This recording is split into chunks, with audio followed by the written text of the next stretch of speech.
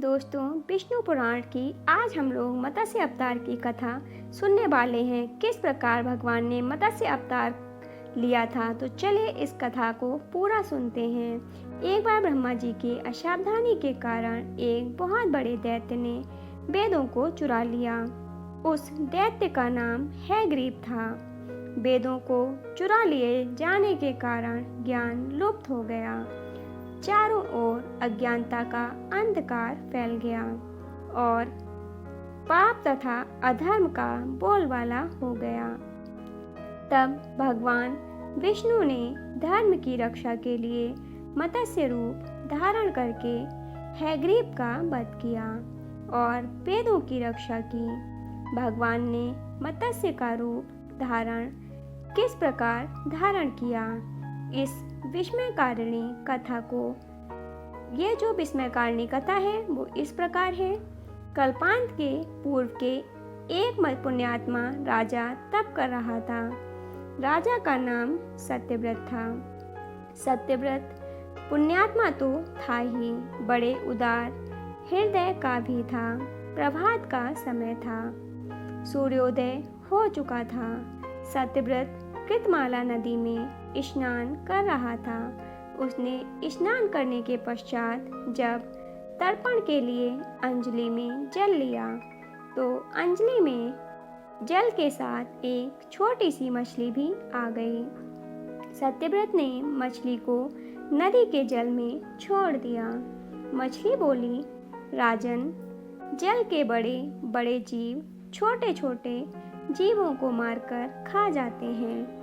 अवश्य कोई बड़ा जीव मुझे भी मारकर खा जाएगा। कृपा करके मेरे प्राणों की रक्षा कीजिए। सत्यव्रत के हृदय में दया उत्पन्न हो उठी। उसने मछली को जल से भरे हुए अपने कमंडलों में डाल लिया। तभी एक आश्चर्यजनक घटना घटी। एक रात में मछली का शरीर इतना बढ़ गया कि कमंडलू उसके रहने के लिए छोटा पड़ने लगा। दूसरे दिन मछली सत्यव्रत से बोली, राजन, मेरे रहने के लिए कोई दूसरा स्थान ढूंढिए, क्योंकि मेरा शरीर बढ़ गया है। मुझे घूमने फिरने में बड़ा कष्ट होता है। सत्यव्रत ने मछली को कमंडलू से निकालकर पानी से भरे हुए मटके में रख दिया। यहाँ भी मछली का शरीर रात भर में ही मटके में इतना बढ़ गया कि मटका भी उसके रहने के लिए छोटा पड़ गया। दूसरे दिन मछली पुनः सत्यव्रत से बोली, राजन, मेरे रहने के लिए कहीं और प्रबंध कीजिए, क्योंकि मटका भी मेरे रहने के लिए छोटा पड़ रहा है। तब सत्यव्रत ने मछली को निकालकर एक सरोवर में डाल दिया, किंतु सरोवर भी मछली के लिए छोटा पड़ गया। इसके बाद सत्यव्रत ने मछली को नदी में और फिर उसके बाद समुद्र में डाल दिया। आश्चर्य, समुद्र में भी मछली का शरीर इतना अधिक बढ़ गया कि मछली के रहने के लिए वह छोटा पड़ गया।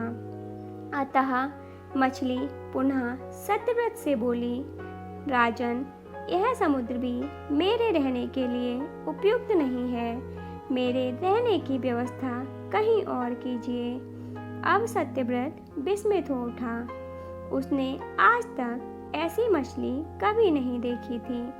वह विस्मय भरे स्वर में बोला, मेरी बुद्धि को विस्मय के सागर में डुबो देने वाले आप कौन हैं?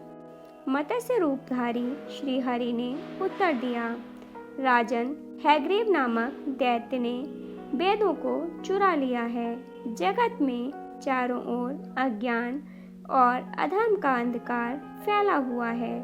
मैंने हैग्रीव को मारने के लिए ही मत्स्य का रूप धारण किया है। आज से 7वें दिन पृथ्वी प्रलय के चक्र में फिर जाएगी। समुद्र उमड़ उठेगा, भयानक वृष्टि होगी। सारी पृथ्वी पानी में डूब जाएगी। जल के अतिरिक्त कहीं कुछ भी दृष्टिगोचर नहीं होगा। आपके पास एक नाव पहुंचेगी। आप सभी अनाजों और औषधियों के बीजों को लेकर सप्त ऋषियों के साथ नाव पर बैठ जाइएगा। मैं उसी समय आपको पुनः दिखाई पड़ूंगा और आपको आत्म तत्व का ज्ञान प्रदान करूंगा। सत्यव्रत उसी दिन से हरि का स्मरण करते हुए प्रलय की प्रतीक्षा करने लगे। 7वें दिन प्रलय का दृश्य उपस्थित हो उठा।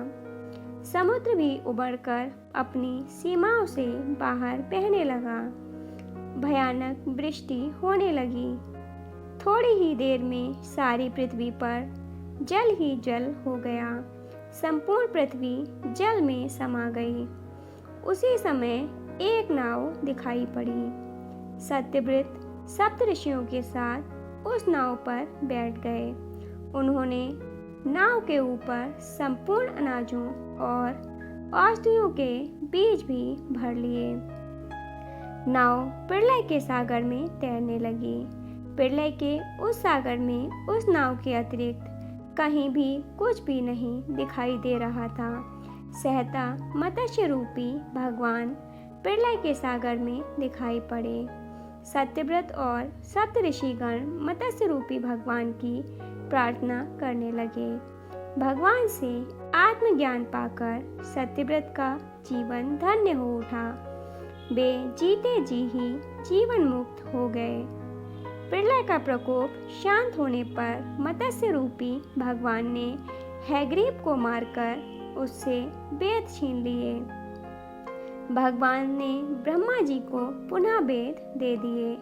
इस प्रकार भगवान ने मत्स्य रूप धारण करके वेदों का उद्धार तो किया ही, साथ ही संसार के सभी प्राणियों का भी अमित कल्याण किया। दोस्तों, यह कथा आपको कैसी लगी कमेंट बॉक्स में ज़रूर बताइएगा। यदि कथा अच्छी लगी हो तो लाइक एंड शेयर कीजिएगा और ऐसी ही कथाएं और कहानियां सुनने के लिए चैनल को सब्सक्राइब कर लीजिएगा। दोस्तों, आगे की कथाओं को सुनने के लिए चैनल को सब्सक्राइब करना मत भूलिएगा। साथ ही आप किस तरह की कथाएं सुनना चाहते हैं, आप कमेंट बॉक्स में ज़रूर बताइएगा। हम आपके अनुसार कथाएं और कहानियां लाने की पूरी कोशिश करेंगे। धन्यवाद दोस्तों।